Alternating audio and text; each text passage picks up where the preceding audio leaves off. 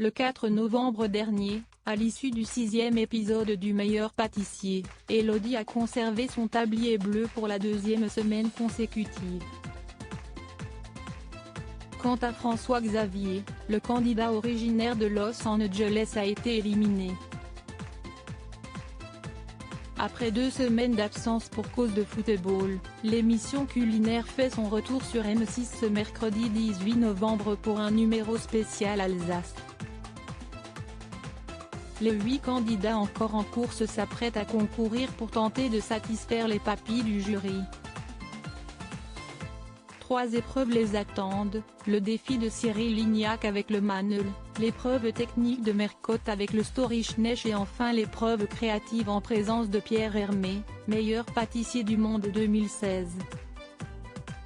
Élodie est donc toujours en course dans cette édition 2020 du Meilleur pâtissier sur M6. Dans son portrait diffusé pendant l'émission, cette maman de 31 ans a confié être la gérante d'une pizzeria qu'elle a montée toute seule et dans laquelle travaillent sa tante et son cousin. Le 17 octobre, sur Instagram, elle avait en dit plus sur ce qui l'a poussée à se lancer dans ce projet.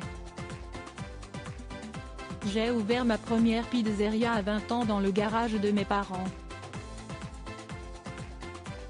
Je voulais être indépendante et transmettre ma vision des choses. Je ne vous cache pas que ça a été compliqué, parfois il y a eu des déconvenues, des déceptions, des erreurs, mais l'essentiel pour moi était de me battre pour transmettre à toutes les femmes l'envie et le courage de se lancer, postait-elle.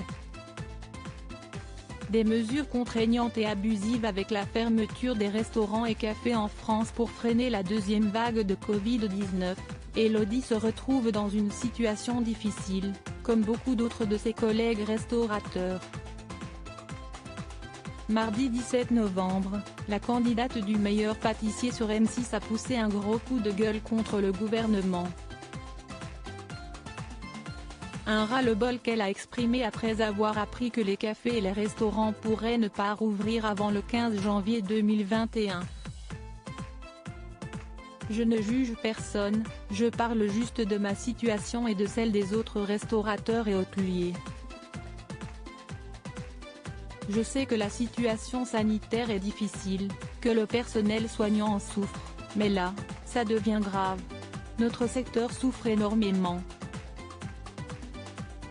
Nous avons dû prendre des mesures toujours plus contraignantes et nous avons fait le maximum pour préserver la santé de nos clients, mais au final, le résultat est le même.